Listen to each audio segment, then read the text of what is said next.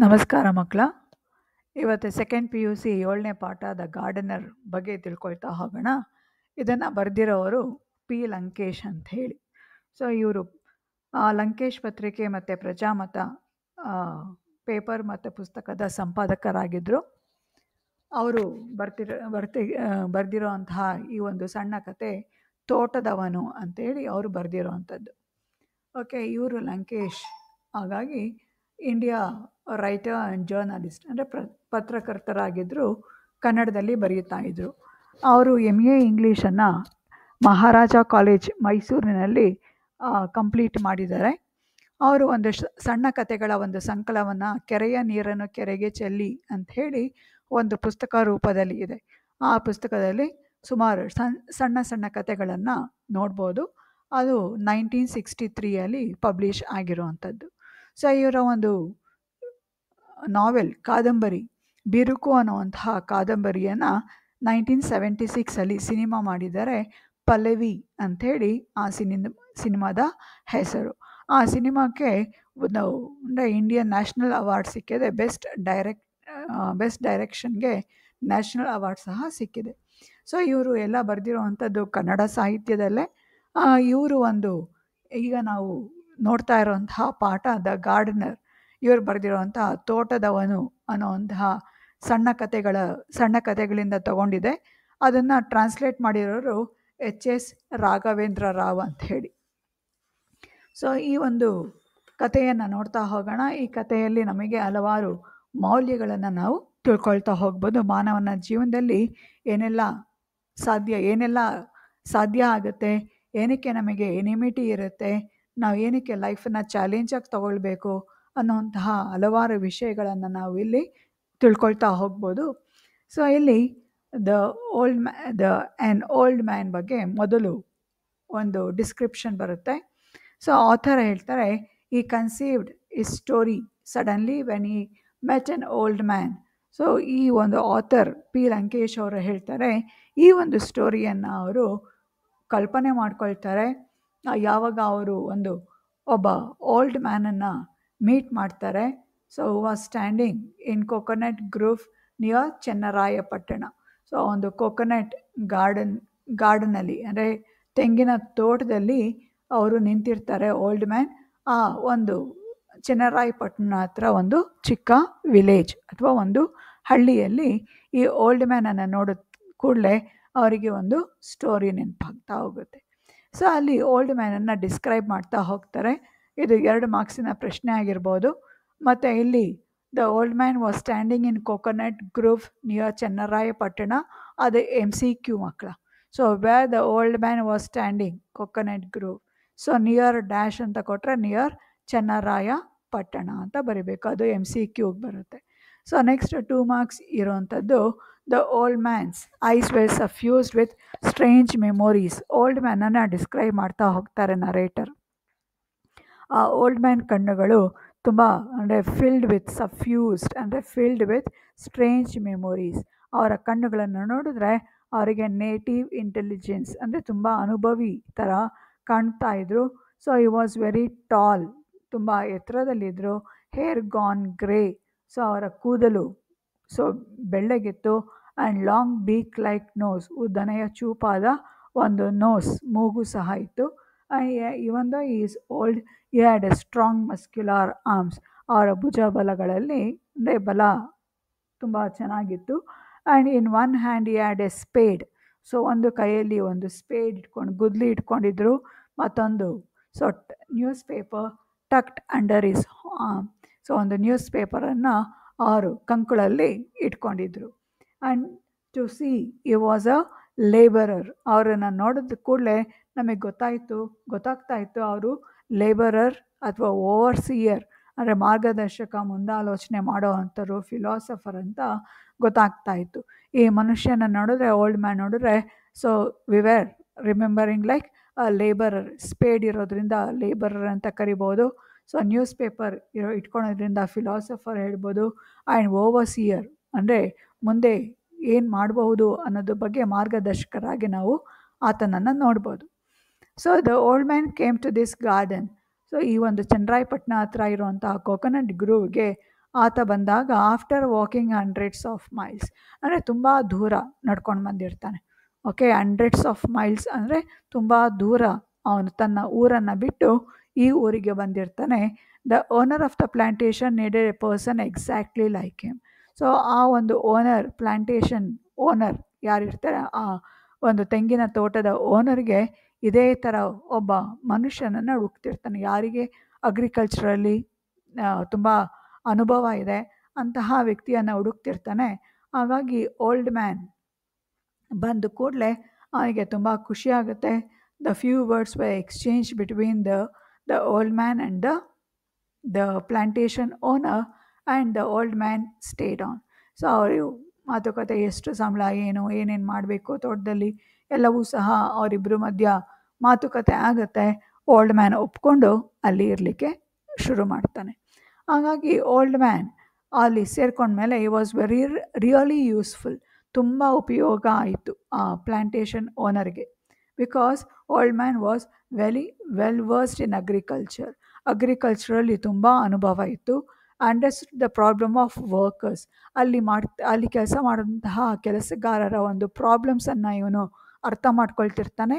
ಇವನು ಬಂದ ಮೇಲೆ petty theft in the garden came to an end. So ಸಣ್ಣ ಪುಟ್ಟ ಕಳ್ತನ ಆಗ್ತಾ ಇತ್ತು. ಆ ತೆಂಗಿನ ತೋಟದಿಂದ ಎಳ್ನೀರನ್ನು ತಗೊಂಡು ಹೋಗುವಂಥದ್ದು, ಮಾವಿನ ಹಣ್ಣು ತೋಟದಿಂದ ಮಾವಿನ ಹಣ್ಣು ತೊಗೊಂಡು ಹೋಗೋದು, ಜಾಕ್ ಫ್ರೂಟ್ ತಗೊಂಡೋಗೋದು, ಮಾರ್ಕೆಟಲ್ಲಿ ಸೇಲ್ ಮಾಡುವಂಥದ್ದು. ಸೊ ಈ ರೀತಿ ಚಿಕ್ಕ ಪುಟ್ಟ ಕಳ್ತನಗಳು ಆಗ್ತಾಯಿತ್ತು ಲೇಬರರ್ಸಿಂದ. ಈ ಓಲ್ಡ್ ಮ್ಯಾನ್ ಬಂದಮೇಲೆ ಅವೆಲ್ಲವೂ ಸಹ ನಿಂತೋಗುತ್ತೆ. Okay, it is a 4 mark question children. So how the lifestyle of the owner changed ಅಂತ ಕೇಳ್ತಾರೆ. 4 ಮಾರ್ಕ್ಸಿನ ಪ್ರಶ್ನೆ. ಓಕೆ, ಸೊ ಹಿಂದಿನ ಸ್ಲೈಡ್ ನಾನೇನು ಹೇಳಿದೆ ಅಲ್ಲಿಂದ ಇದ್ದು ಶುರು ಅಂದರೆ ನಿಮ್ಮ ಆನ್ಸರ್ ಬರಿಬೇಕಾಗುತ್ತೆ. ಸೊ ಓಲ್ಡ್ ಮ್ಯಾನ್ ಬಂದ ಕೂಡಲೇ the income of the garden improved. So ಆ ಗಾರ್ಡನಿಂದ ಬರುವಂತಹ ಇನ್ಕಮ್ ಜಾಸ್ತಿ ಆಗ್ತಾ ಹೋಗುತ್ತೆ. And the lifestyle of the owner completely changed.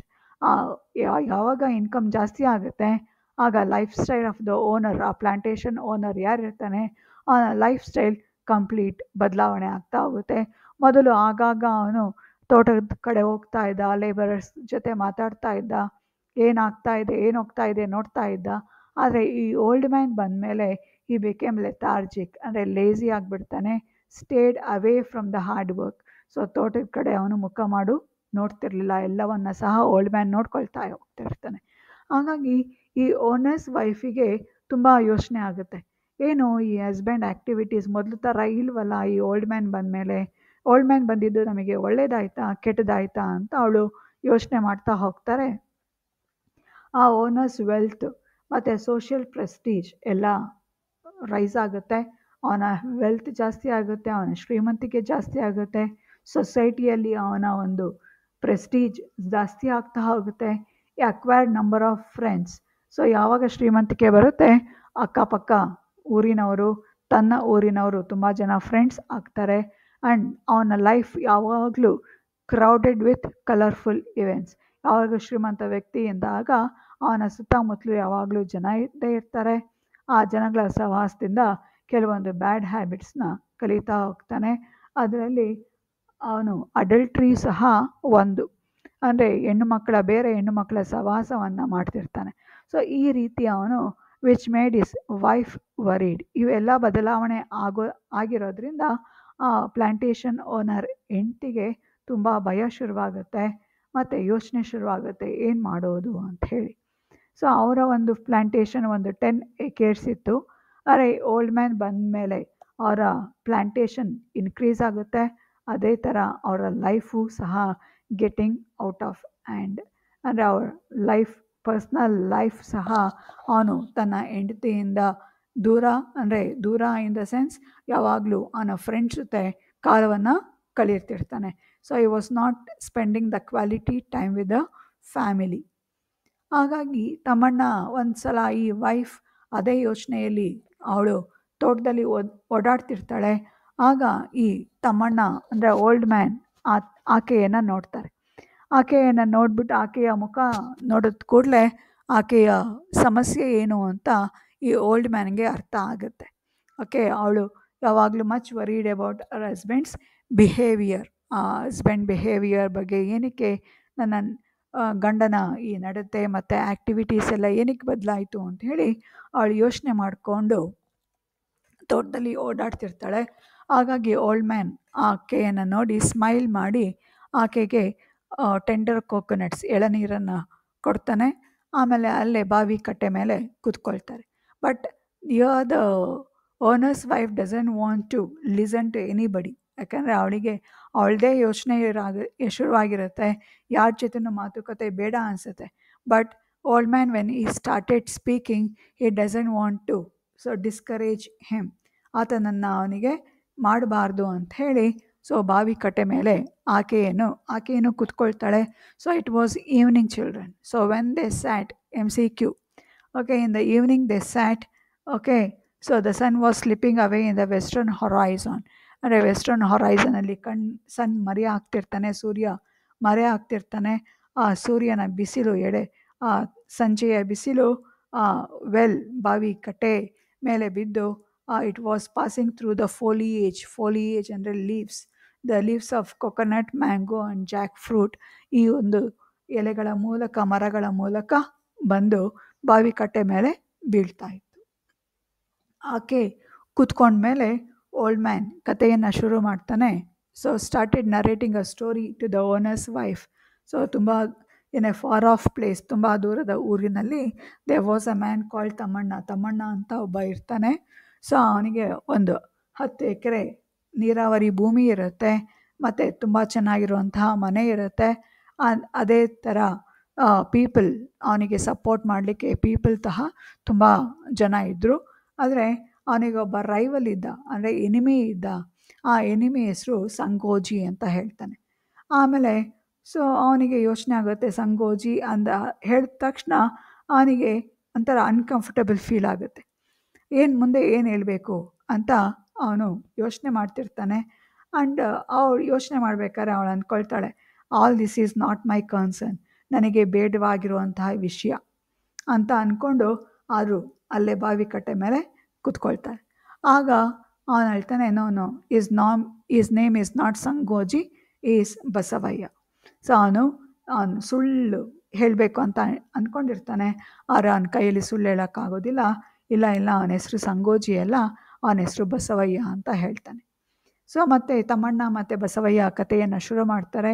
ಅವರು ಒಂದು ವಿಲೇಜ್ ಅಲ್ಲಿರ್ತಾರೆ. ಚಾಲೆಂಜಿಂಗ್, ಒಬ್ಬರ ಮೇಲೆ ಒಬ್ಬರಿಗೆ ಚಾಲೆಂಜ್. ಒಬ್ಬರ ಹತ್ರ 10 ಜನ ಫ್ರೆಂಡ್ಸ್ ಇದ್ದರೆ ಇನ್ನೊಬ್ಬ 15 ಜನ ಫ್ರೆಂಡ್ಸನ್ನು ಮಾಡ್ಕೊಳ್ತಾ ಇದ್ದ. ಸೊ ತಮ್ಮಣ್ಣ ಏನಾದ್ರು 4 ಎಕರೆ ಭೂಮಿ ತೊಗೊಂಡ್ರೆ ಅದ್ರ ಪಕ್ಕನೇ ಬಸವಯ್ಯನೂ ಸಹ ಭೂಮಿಯನ್ನು ತಗೊಳ್ತಾ ಇದ್ದ. ಸೊ ಇನ್ ದ ಬಿಗಿನಿಂಗ್ ಸ್ಟೇಜಲ್ಲಿ ಇವರ ಕಾಂಪಿಟೇಷನ್ನು ಒಂದು ಹೆಲ್ತಿ ಕಾಂಪಿಟೇಷನ್ ಥರ ಕಾಣಿಸ್ತಾ ಇತ್ತು. ಬಟ್ ಹೋಗ್ತಾ ಏನಾಗುತ್ತೆ, ಅವರ ರೈವಲ್ರಿ ರೋಸ್ಟ್ ಪಿಚ್, ಅವರ ಇಬ್ಬರ ಮಧ್ಯ ವೈಷಮ್ಯ ತುಂಬ ಜಾಸ್ತಿ ಆಗ್ತಾ ಇತ್ತು. ಸೊ ಇವರು ಈ ಥರ ಚಾಲೆಂಜ್ ಮಾಡಿ ಆ ಹಳ್ಳಿಯಲ್ಲಿ ಎಲ್ಲ ಜಮೀನು ಐದರ್ ತಮ್ಮಣ್ಣಗೆ ಸೇರ್ತಾಯಿತ್ತು, ಇಲ್ಲ ಅಂದರೆ ಬಸವಯ್ಯಗೆ ಸೇರ್ತಾಯಿತ್ತು. ಎಲ್ಲ ಜಮೀನನ್ನು ತಮ್ಮಣ್ಣ ಮತ್ತು ಬಸವಯ್ಯ ವಶಪಡಿಸ್ಕೊಂಡ್ಬಿಡ್ತಾರೆ. ಸೊ ಈ ಥರ ಕೊಂಡ್ಕೊಳ್ತಾ ಹೋಗ್ತಾರೆ. ಈ ಥರ ಕೊಂಡು ತಮ್ಮಣ್ಣ ಹತ್ರ 1000 ಎಕರ್ಸ್ ಇರುತ್ತೆ. ಬಸವಯ್ಯ ಹತ್ರ 800 ಎಕರ್ಸ್ ಆಫ್ ಭೂಮಿ ಇರುತ್ತೆ. And Basavayya could not tolerate this. And ಬಸವಯ್ಯಂಗೆ ನನಗಿನ್ನ 200 ಎಕರ್ಸ್ ಜಾಸ್ತಿ ಇದೆಯಲ್ಲ ಅಂಥೇಳಿ ಅವನಿಂದ ತಮ್ಮಣ್ಣ ಹತ್ರ ಏನಾದರೂ ಮಾಡಿ 200 ಎಕರ್ಸ್ ನಾನೇ ತಗೊಳ್ಬೇಕು, ನಾನೇ ಶ್ರೀಮಂತ ಅನ್ನಿಸ್ಕೊಳ್ಬೇಕು ಅಂತ ಅಂದ್ಕೊಂಡು ಅವನು ತನ್ನ ಜನರನ್ನು ಕಳಿಸ್ತಾನೆ ತಮ್ಮಣ್ಣ ಹತ್ರ. ಹೋಗಿ ತಮ್ಮಣ್ಣಗೆ ಕೇಳಿ 200 ಎಕರ್ಸ್ನ ಸೇಲ್ ಮಾಡಿ ಅಂತ ಕೇಳಿ ಅಂತ ಹೇಳ್ತಾನೆ. ಆದರೆ ತಮ್ಮಣ್ಣ ಹೇಳಿ ಕಳಿಸ್ತಾನೆ. ಸೊ ಅವನು ಒಪ್ಪೋದಿಲ್ಲ, 200 ಎಕರ್ಸ್ ಕೊಡೋದಕ್ಕೆ ಒಪ್ಪೋದಿಲ್ಲ. ಆದರೆ ಆ ಜನಗಳಿಗೆ ಹೇಳ್ತಾರೆ, so go and tell Basavayya that I am prepare to buy all the land of that belong to Basavayya ಅಂತಾನೆ. ಸೊ ಹೇಳ್ತೇನೆ, ನಾನು ನನ್ನ ಜಮೀನನ್ನು ಕೊಡಲ್ಲ, ಬಸವಯ್ಯಗೆ ಸೇರಿದ 800 ಎಕರೆ ಭೂಮಿಯನ್ನು ನಾನು ತಗೊಳ್ಳೋಕ್ಕೆ ರೆಡಿ ಇದ್ದೀನಿ, ಹೋಗಿ ಹೇಳಿ ಅಂತ ಹೇಳಿ ಕಳಿಸ್ತಾನೆ. ಇದನ್ನು ಕೇಳಿ ಬಸವಯ್ಯಗೆ ತುಂಬ ಕೋಪ ಬರುತ್ತದೆ. ಹಾಗಾಗಿ ಅವನು ತನ್ನ ಜನರನ್ನು ಕರ್ಕೊಂಡೋಗಿ ಆ ತಮ್ಮಣ್ಣಗೆ ಸೇರಿದಂತಹ ಲ್ಯಾಂಡನ್ನು ಫೋರ್ಸಿಬಲ್ ಆಗಿ ಅಕ್ವೈರ್ ಮಾಡ್ಕೊಳ್ತಾನೆ. ಆ 200 ಎಕರ್ಸ್ಗೆ ಬೇಲಿಯನ್ನು ಕಟ್ತಾನೆ. A fence was built. Okay, fence ಅಂದರೆ ಬೇಲಿ. ಆ 200 ಎಕೇಸ್ಗೆ ಬೇಲಿಯನ್ನು ಕಟ್ತಾ ಹೋಗ್ತಾನೆ. ಹಾಗಾಗಿ quarrel between Thammanna and Basavayya had sucked in all their supporters. ಅವರ ತಮ್ಮಣ್ಣ ಸಪೋರ್ಟರ್ಸ್ಗೆ, ಬಸವಯ್ಯ ಸಪೋರ್ಟರ್ಸ್ಗೆ ಎಲ್ಲ ಕೋಪ ಬಂದ್ಬಿಡುತ್ತೆ, ಇವನೇನು ಈ ಥರ ಮಾಡ್ತಾ ಇದ್ದಾನಲ್ಲ ಅಂತ ಹೇಳಿ. ಹಾಗಾಗಿ ಅವನ ತಮ್ಮಣ್ಣ ಸಪೋರ್ಟರ್ಸ್ ಅಡ್ವೈಸ್ ಮಾಡ್ತಾರೆ ಅವನನ್ನು. So let us go to court of law. ಈ ಥರ ಬಸವಯ್ಯ ಮೋಸ ಮಾಡಿದನಲ್ಲ, ಬಲವಂತದಿಂದ 200 ಎಕೇಸ್ ಲ್ಯಾಂಡನ್ನು ತೊಗೊಂಡ್ಬಿಟ್ಟಿದ್ದಾನಲ್ಲ, ಹಾಗಾಗಿ ನಾವು ಒಂದು ಕೋರ್ಟಿಗೆ ಹೋಗೋಣ ಅಂತ ಹೇಳ್ತಾನೆ. So Thammanna did not agree. ಇಲ್ಲ ಅಂದರೆ ಕೋರ್ಟಿಗೆ ಬೇಡ ಅಂದರೆ ಕಂಪ್ಲೇಂಟ್ ಟು ದ ಪೊಲೀಸ್, ನಾವು ಪೊಲೀಸ್ಗೆ ರೀಕೋರ್ಸ್ ಕೊಡೋಣ ಅಂದರೆ ಕಂಪ್ಲೇಂಟ್ ಮಾಡೋಣ ಅಂತಾನೆ. ಅದಕ್ಕೂ ತಮ್ಮಣ್ಣ ಒಪ್ಪೋದಿಲ್ಲ. ಅದಕ್ಕೆ let us attack physically. So ನಾವು ಅವನನ್ನು ಅಟ್ಯಾಕ್ ಮಾಡೋಣ ಬಸವಯ್ಯನ ಅಂತ ಹೇಳ್ತಾನೆ. ಆದರೆ ತಮ್ಮಣ್ಣ ಈ ಯಾವುದೇ ಒಂದು 3 ಕಾರಣಗಳಿಗೂ ಸಹ ಒಪ್ಪಲ್ಲ. He was searching for the new method to annihilate Basavayya completely. ಅಂದರೆ ಆ ಡೆಸ್ಟ್ರಾಯ್, ಬಸವಯ್ಯನ ಯಾವುದೇ ರೀತಿಯಲ್ಲಿ ಕಂಪ್ಲೀಟಾಗಿ ಡೆಸ್ಟ್ರಾಯ್ ಮಾಡಬೇಕು ಅಂಥೇಳಿ ಒಂದು ಹೊಸ ಮೆಥಡನ್ನು ಹುಡುಕ್ತಾ ಇದ್ದ. ಸೊ ಇಲ್ಲಿಗೆ ಒಂದು ಭಾಗ 1 ಮುಗಿಯುತ್ತೆ ಮಕ್ಕಳ. ಸೊ ಲೆಟಸ್ ಪಾರ್ಟ್ 2 ಅನ್ನು ಮುಂದಿನ ತರಗತಿಯಲ್ಲಿ ತಿಳ್ಕೊಳ್ತಾ ಹೋಗೋಣ. ಆರ್ಡನರ್ ಆ್ಯಂಡ್ ನನ್ನ ಚಾನಲ್ನ ನೀವು ಸಬ್ಸ್ಕ್ರೈಬ್ ಮಾಡಿ, ಹಾಗೆ ಶೇರ್ ಮಾಡಿ, ಮತ್ತು ನಿಮ್ಮ ಫ್ರೆಂಡ್ಸಿಗೂ ಸಹ ಹೇಳಿ. ಅದೇ ರೀತಿಯಲ್ಲಿ ಈ ಕೆಲವೊಂದು ಮಾಹಿತಿಗಳನ್ನು, ಕ್ವೆಶ್ಚನ್ ಪೇಪರ್ಗಳನ್ನು ನಾನು ನನ್ನ ವಾಟ್ಸಪ್ ಗ್ರೂಪಲ್ಲಿ ಬಿಟ್ಟಿದ್ದೀನಿ. ಆ ವಾಟ್ಸಪ್ಪಲ್ಲಿ ಚಾನೆಲ್ ಓಪನ್ ಆಗಿದೆ, ವಾಟ್ಸಪ್ ಚಾನಲ್ಲು. ಆ ವಾಟ್ಸಪ್ ಚಾನಲ್ಗೂ ಸಹ ನೀವು ಫಾಲೋ ಮಾಡಿ. ಅದರಲ್ಲೂ ಸುಮಾರು ಕ್ವೆಶ್ಚನ್ ಪೇಪರ್ಸ್ ಎಲ್ಲ ನಾನು ಕಳಿಸ್ತಾ ಹೋಗ್ತೀನಿ. ಥ್ಯಾಂಕ್ ಯು ಮಕ್ಕಳ.